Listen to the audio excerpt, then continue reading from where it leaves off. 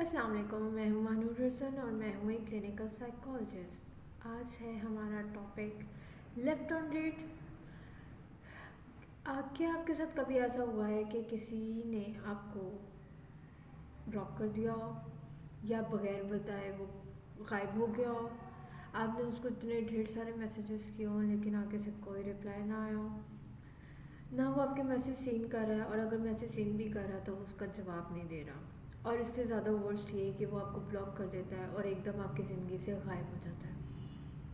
और आप ये सोचते रह जाते हैं कि ऐसा आपने क्या किया है जिसकी वजह से अगला बंदा आपके साथ ऐसा बिहेव कर रहा है। ज़ाहिर सी बात है, ये चीज़ नर्व्स पे सवार होती है और इंसान बहुत ज़्यादा परेशान हो जाता है। ठीक है, आज हम देखते हैं कि कौन से ऐसे लोग होते हैं जिनको ब्लॉक करने का बहुत शौक़ होता है या वो ब्लॉक बहुत ज़्यादा करते हैं, और कौन से ऐसे लोग हैं जिन पे उस ब्लॉकिंग का बहुत ज़्यादा इफेक्ट होता है और कैसे वो अपने आप को उस इफेक्ट से बचा सकते हैं। ठीक है, सबसे पहले हम ये देख लेते हैं कि गोस्टिंग है क्या। किसी भी इंसान का आपको यकदम अचानक अपने आप से कट ऑफ कर देना, कि आप उससे कम्युनिकेट कर ही ना पाओ और कोई एक्सप्लेनेशन भी ना देना कि आप क्यों वो कम्युनिकेशन कट आउट कर रहे हो। जैसे आज के दौर में सोशल मीडिया पे ब्लॉकिंग का ऑप्शन है कि इंसान जो है ब्लॉक करता है, एकदम ब्लॉक कर देता है और गायब हो जाता है। और जो इंसान जिसको गोस्ट करता है वो बंदा, वो यूँ फील करता है जैसे वो अंधेरे में है, उसको ये नहीं पता चला कि ऐसा उसके साथ हुआ क्या है, उसके कौन सा बिहेवियर है जिसकी वजह से उसका ये रिलेशनशिप अफेक्ट हो रहा है। क्या ये पर्सनल प्रॉब्लम है, क्या ये प्रोफेशनल प्रॉब्लम है, जहाँ पे दूसरी पार्टी ने बगैर कुछ कहे बगैर कुछ सुने उस बंदे को अपनी ज़िंदगी से एकदम जो है वो म्यूट पे लगा दिया है, एकदम कट आउट कर दिया है, कोई एक्सप्लेनेशन नहीं दी।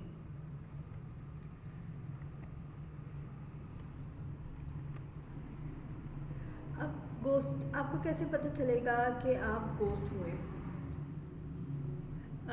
जो लोग सोशल मीडिया इस्तेमाल करते हैं वो तो इस चीज़ से बखूबी वाकिफ़ होंगे कि किस तरह से व्हाट्सएप पे उनको जो है सिंगल टिक शो होने लग जाता है, उनके मैसेजेस डिलीवर नहीं होते, उनको डीपी शो नहीं होती, इंस्टाग्राम वालों को यूज़र ही नज़र नहीं आता, टिकटॉक वालों को भी यूज़र नज़र नहीं आएगा। इस तरह से आपको फेसबुक पे उनकी प्रोफाइल नज़र नहीं आएगी, तब आपको पता चलता है कि अगले बंदे ने जो है वो अपने आपको ब्लॉक कर दिया और अपनी ज़िंदगी से आपको कट आउट किया है। और गोस्टिंग के जो अप्रेट साइंस हैं वो ये हैं कि एकदम कॉल्स और मैसेजेस में इसका कोई रिप्लाई नहीं आता, कोई वार्निंग नहीं दी जाती, एकदम मतलब गोस्ट क्या है, एकदम गायब हो जाना बस। ठीक है, कोई एंडिंग नहीं हुई, कोई झगड़ा नहीं हुआ, कोई क्लोजर नहीं मिला, कुछ समझ नहीं आया कि असल में ऐसा हुआ तो हुआ क्यों। और ये यूनिलेटरल डिसीजन होता है, यानी कि एक तरफा डिसीजन है, आप दोनों ने मिलके म्यूचुअली ये डिसाइड नहीं किया कि अब आप लोग कांटेक्ट नहीं करोगे। उस बंदे के जहन में क्या आया अल्लाह जाने, और उसने जो है वो एकदम जो है वो आपको उससे कट आउट कर दिया। डिफरेंसेस देख लेते हैं कि गोस्टिंग और ब्लॉकिंग में डिफरेंस है क्या। सबसे पहले हम उसकी डेफिनेशन देख लेते हैं कि एकदम जो है इंसान जो है वो डिसअपीयर हो जाता है कम्युनिकेट करने से, इसको आप गोस्टिंग कहते हो। ठीक है, ब्लॉकिंग में क्या होता है कि वो आपको रिस्ट्रिक्ट कर रहा होता है कि आप उससे कांटेक्ट ना करो। कम्युनिकेशन में ऐसा होता है कि आप उससे जितना भी कनेक्ट करने की कोशिश करोगे वो कम्युनिकेशन के अटैम्प्ट्स को इग्नोर करेगा। और ब्लॉकिंग में ये होगा कि टेक्नोलॉजी का इस्तेमाल करते हुए वो उन तमाम रास्तों को ब्लॉक कर देगा, उनको ब्लॉक रुकावट बना देगा उसमें, जिससे आप उनसे उन तक रसाई हासिल कर सकते थे। ठीक है, अब इसके पीछे उनकी इंटेंट क्या होती है? या तो वो बहुत ज़्यादा कोई पैसिव एग्रेसिव इंसान है। पैसिव एग्रेसिव इंसान ये होता है जो सामने से आके वर्बली आपको ये भी नहीं बताता कि मुझे तुम्हारी इस बात पे गुस्सा आया, ये तुम्हारी इस हरकत पे गुस्सा आया। वो खामोशी से, जैसे लोग दरवाज़ा गुस्से से बंद कर देते हैं, चीज़ें उठा के फेंक देते हैं, या फिर साइलेंट ट्रीटमेंट देते हैं आपको कि किसी बात पे उनको गुस्सा आया तो वो बस आपको घूर ही जाएंगे लेकिन आगे से कुछ कहेंगे नहीं, दिल में जो है उस बात को रख लेंगे। तो या तो वो इंसान ऐसे होते हैं जो ब्लॉक करते हैं, या फिर वो अवॉइडेंट होते हैं। अवॉइडेंट एक टाइप की पर्सनालिटी है जिसमें उनका जो ब्रेन का मैकेनिज्म है वो इमोशनल से बिल्कुल ही डिफरेंट होता है। जो इंसान इमोशनल होता है उस इंसान को होता है कि जो भी प्रॉब्लम आ रहा है, जो भी चीज़ आ रही है, वो दोनों मिलकर उसको सॉर्ट आउट करें। लेकिन जो इंसान जो है अवॉइडेंट होता है, जब भी कोई प्रॉब्लम उसके सामने आती है तो ब्रेन उसको सिग्नल देता है स्विच ऑफ, शट डाउन। इसकी वजह से वो कभी भी आपसे इमोशनल प्रॉब्लम्स को कम्युनिकेट नहीं करते हैं। जब भी कोई ऐसी चीज़ होती है जो उनको वल्नरेबल कर सकती है, कमज़ोर कर सकती है, या इमोशनल एक टेंट्रम दे सकती है, वो उस वक्त अपने दिमाग को, उनका दिमाग उन्हें कहता है कि यहाँ से कट लो, अवॉइड करो इसको कन्फ्रंट ना करने देना, इसके सामने मत आना, वरना ये फिर से वही बात करेगा या करेगी जिससे तुम्हें प्रॉब्लम होती है और तुम उस सिचुएशन में नहीं हो कि तुम उससे वो चीज़ें डिस्कस कर सको, तो अवॉइड करो। तो उनको अवॉइड करने के लिए ये एक तरह से डिफेंस है उनका, वो लोगों को गोस्ट कर देते हैं। ठीक है।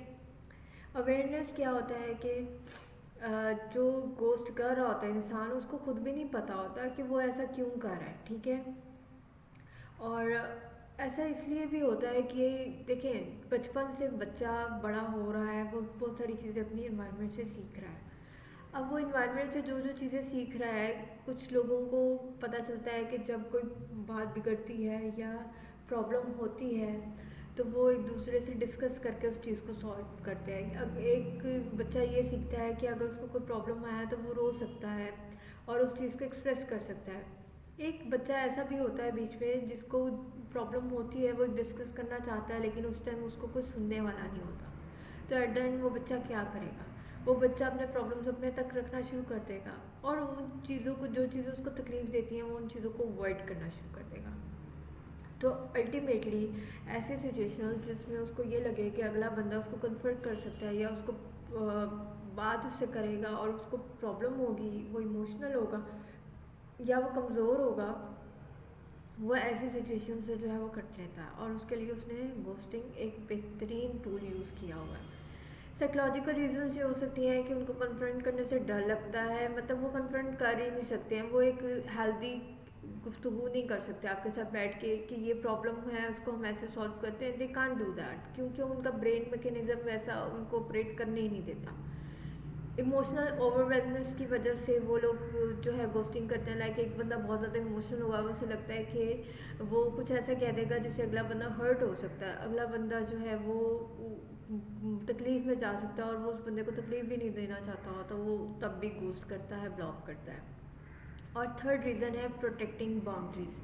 प्रोटेक्टिंग बाउंड्रीज से मुराद ये है कि कुछ लोग आपकी ज़िंदगी में ऐसे हैं जो आपको बॉदर कर रहे हैं, जिनसे आप कांटेक्ट नहीं रखना चाहते हो। कोई भी आपकी प्रोफेशनल लाइफ में हो सकता है, सोशल लाइफ में हो सकता है, कोई ऐसे इंसान जो आपकी कोलीग है, को वर्कर है, कुछ भी है, जो आपको खाम खा के गुड मॉर्निंग मैसेजेस भेज रहा है, गुड नाइट के मैसेजेस भेज रहा है, फॉरवर्डेड मैसेजेस भेज रहा है, जो आपको तंग कर रहे हैं। लाइक आप बॉदर हो रहे हो उस चीज़ से और आप बस अपनी एक हेल्दी बाउंड्री क्रिएट करने के लिए जो है वो उसको ब्लॉक कर देते हो। एक और चीज़ भी होती है कि कुछ रिलेटिव्स ऐसे होते हैं जो आपको हेल्दी वाइब नहीं देते हैं, जिनसे आपको नेगेटिव वाइब आती है, जिनके साथ आप कनेक्ट नहीं करना चाहते हो, बेशक वो आपके ब्लड रिलेशन ही क्यों ना हो, आप उनको भी बाउंड्री अपनी सेट करते हुए उस चीज़ का शिकार कर देते हो। By ghosting, they have sent you an extremely loud message that says, I don't have what it takes to have a mature, healthy relationship. अब आप लोग उनसे ये बात पूछते रहते हैं कि भाई तुम ऐसा क्यों कर रहे हो, तुम ऐसा क्यों कर रहे हो। वो लाउडली आपको ये बात कह रहे हैं कि मैं इतना हेल्दी मेच्योर नहीं हूँ या मैं इतनी मेच्योर नहीं हूँ कि मैं एक हेल्दी रिलेशनशिप कन्वर्सेशन तुम्हारे साथ कर सकूँ। मुझे चीज़ें ख़राब होती डिस्टर्ब करती हैं।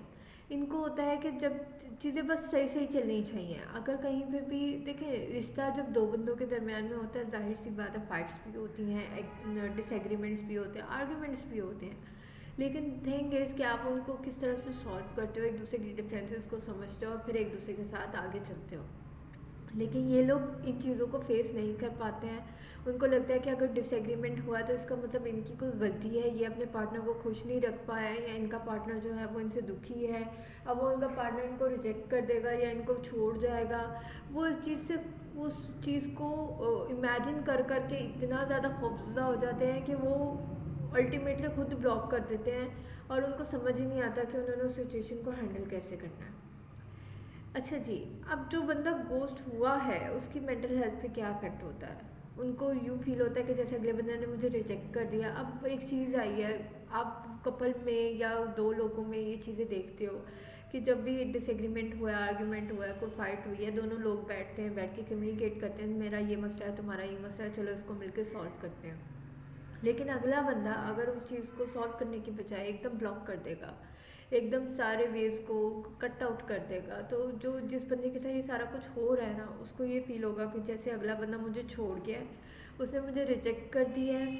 उसको और ज़्यादा एंजाइटी होगी, उसको पैनिक अटैक्स भी आ सकते हैं, उसका दिमाग की नसें उसको फटती महसूस होंगी, हार्ट बीट उसकी जो है वो बहुत ज़्यादा हाई हो जाएगी, इस खौफ से कि अगले बंदे ने मुझे रिजेक्ट कर दिया, अगला बंदा मुझे क्या छोड़ गया, क्या ये इतनी बड़ी बात हो गई थी जिसकी वजह से उसने मुझे छोड़ दिया। कन्फ्यूजन रहेगी, एम्बिग्युइटी रहेगी। जाहिर सी बात है, जब तक क्लैरिटी नहीं आती कि अगले बंदे ने ये हरकतें क्यों की हैं या उसको ब्लॉक क्यों किया है, वो गायब क्यों हो गया है, तो वो बंदा ओवर थिंकिंग करेगा। ओवर थिंकिंग की वजह से उसकी मेंटल हेल्थ और ज़्यादा डिस्टर्ब होगी। सेल्फ इस्टीम इश्यूज़, जाहिर सी बात है, जब अगला बंदा किसी को गोस्ट करता है या ब्लॉक करता है तो वो उसके कॉन्फिडेंस को अफेक्ट करता है। उसको यूँ लगता है कि जैसे शायद मेरे अंदर कमी है, मैं इस बंदे को खुश नहीं रख सका, शायद ये बंदा मेरे साथ खुश नहीं था, मैं इतना बुरा हूँ कि मुझे छोड़ दिया जाए, मैं इतना बुरा हूँ कि अगला बंदा जो है मुझसे बात करना नहीं चाहता, मैं इतना बुरा हूँ कि चलते चलते एक अच्छे से हेल्थी से रिलेशनशिप में अगर थोड़ा सा भी डिसएग्रीमेंट हुआ तो अगला बंदा मुझे छोड़ के चला गया, कि उसने इसको सॉल्व करना ज़रूरी नहीं समझा, उसने मुझे छोड़ना, मुझे ब्लॉक करना ज़्यादा ज़रूरी समझा।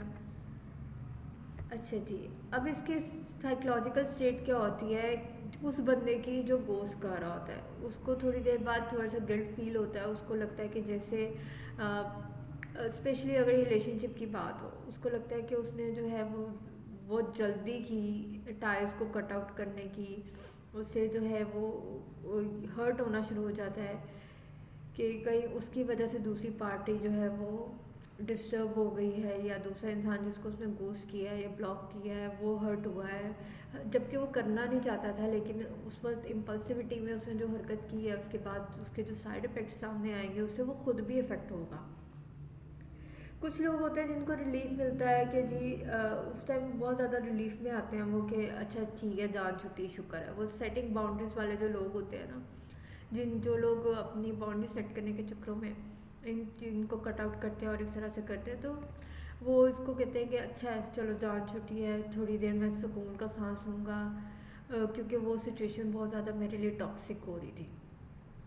अवॉइडेंस मैकेनिज़्म, फिर बात वही आ जाती है कि कुछ लोग होते हैं जो अवॉइडेंट पर्सनालिटीज़ के हामिल होते हैं, जिनकी पर्सनालिटीज़ में ही चीज़ों को अवॉइड करना होता है। तो जैसे ही कन्फ्लिक्ट कोई होता है तो उसको रिजॉल्व करने की बजाय उनका ब्रेन उनको सिग्नल देता है कि अवॉइड इट, और अवॉइड करने के लिए वो क्या करते हैं, वो अपनी जो सारी कम्युनिकेशन है उसको कट डाउन कर देते हैं, जिसकी वजह से उनके अंदर इमोशनल मेच्योरिटी और कम्युनिकेशन स्किल्स का डेवलप होना और ज़्यादा मुश्किल हो जाता है। कल्चरल डिफरेंसेस, बाहर के ममालिक में इस चीज़ को इतना जो है बुरा नहीं समझा जाता। अगर कोई किसी को ब्लॉक करता है या गोस्ट करता है तो वो समझते हैं कि इस बंदे ने अपनी बाउंड्री सेट की है, ओके फाइन, अगर इसको कोई बात नहीं करनी है तो मुझे भी कोई बात नहीं करनी है। They carry their self esteem and they went away. उनको कोई नहीं फिक्र कि उन्होंने रिश्ते निभाने हैं या उस बंदे से पूछना है कुछ भी। अगर अगला बंदा नहीं करना चाहता, ओके, ऐसे तो ऐसे थे, क्योंकि उनके लिए रिलेशनशिप्स जो है वो सरफेस लेवल के ही होते हैं, they are just practical beings over there. ठीक है। जनरेशनल डिफरेंसेस आ जाते हैं, लाइक आज के दौर में जो जेंजी है ख़ास तौर पे, उनमें ये चीज़ें इतनी ज़्यादा वो बुरी नहीं समझते हैं। I don't want to talk, okay fine, I am blocking you. वो ब्लॉक कर देते हैं, अगला बंदा भी इतना बॉदर नहीं करता, वो कहता है ठीक है, नहीं तो ना सही, क्योंकि आजकल इसमें वेस्टर्न जो है कल्चर डेवलप हो रहा है, तो जेंजी को तो इस चीज़ से बिल्कुल भी कोई नहीं है। और रिलेशनशिप की अगर बात की जाए तो कोई भी रिलेशनशिप्स को इतना सीरियस नहीं ले रहा। ये मिलेनियल्स में हो सकता है कि उनको प्रॉब्लम हो इन चीज़ों से और वो उस चीज़ से बहुत ज़्यादा बॉदर भी होते हैं, क्योंकि उनसे ऊपर वाली जो पीढ़ी है वो भी इस चीज़ को बदतमीज़ी समझती है कि अगर आपको कोई प्रॉब्लम है या कोई चीज़ बॉदर करी है, कन्वे इट बैठो, टेबल टॉक करो। अगर आप उसको नहीं कर सकते हो, चीज़ों को कैरी नहीं कर सकते, उसके बाद बाउंड्रीज सेट करो और एक दूसरे को छोड़ो। लेकिन एकदम किसी के मुंह पे दरवाज़ा मार देना और लॉक कर देना, this is not a good thing. आप कंफ्लिक्ट को रिजॉल्व कैसे कर सकते हो? ठीक है, अच्छा, आप कुछ सेंटेंसेस उन्हें कह सकते हो कि मुझे तुमसे मिलके अच्छा लगा, लेकिन मुझे लगता है कि ये कनेक्शन आगे नहीं जा सकता, या हो सकता है हम रिलेशनशिप को आगे कैरी ना कर सकें। ठीक है, तुम्हारे वक्त का शुक्रिया। ये चीज़ें तब अच्छी लगती हैं जब रिलेशनशिप बिल्कुल स्टार्ट पे हो, या आपका कोई भी कोलीग या कुछ भी है बिल्कुल स्टार्ट पे। ये उन लोगों के लिए नहीं है जिनके रिलेशनशिप्स को ऑलरेडी 4 years अबव हो चुके हैं, क्योंकि उसमें वो बहुत सारी लड़ाइयाँ भी लड़ते हैं, एक दूसरे के साथ चलते भी हैं, माफ़ भी करते हैं, सब कुछ करते हैं। रिलेशनशिप के चौथे, पाँचवें या छठे या 11वें साल में जाके आप एक दूसरे को बगैर किसी वजह के ब्लॉक नहीं खेलते हो। ठीक है, फिर आप उसे ये बता सकते हो कि मेरी लाइफ में बहुत प्रॉब्लम्स चल रही हैं इस वक्त, और मैं अपनी फ्रेंडशिप या रिलेशनशिप या इन चीज़ों को कैरी नहीं कर पा रहा हूँ, तो मुझे थोड़ा सा टाइम दो। ठीक है, या आप उसे ये कह देते हो मैं नहीं समझ पा रहा हूँ इस चीज़ को, मैं अंडरस्टैंड नहीं कर पा रहा हूँ, या तुम मुझे अंडरस्टैंड नहीं कर पा रहे हो। फिर उसके बाद जो बाउंड्री सेट करने वाले होते हैं उनको ये चीज़ होती है कि वो ये कन्वे करें कि मेरी बाउंड्रीज जो है रिस्पेक्ट नहीं हो रही इस रिलेशनशिप में, और आप जो है वो बार बार जो है मुझे बॉदर कर रहे हो, आपकी वजह से मैं परेशान हो रहा हूँ, तो हम इसको डिसकंटिन्यू करते हैं। ये नहीं कि अचानक से गायब हो जाओ, चाहे वो आपका सगा बहन भाई क्यों ना हो। और आप उसको ये भी कह सकते हो कि देखो, लाइफ जो भी है जैसी भी है, मैं फ़र्दर तुम्हारे साथ आगे नहीं चलना चाहता या नहीं चल पाऊँगा, तो प्लीज़ मेरे डिसीजन को रिस्पेक्ट करो और हम इस चीज़ को यहीं पे ख़त्म करते हैं। ठीक है, तो ये चीज़ें होती हैं जिसको आप हेल्दी कम्युनिकेशन करके जो है वाइंड अप कर सकते हो, बजाय ये कि आप अगले बंदे को जो है वो गोस्ट करो। उम्मीद है आपको आज का लेक्चर अच्छा लगा होगा। अगर आपको अच्छा लगा तो do subscribe my channel, like my video and bell icon दबाना मत भूलिएगा।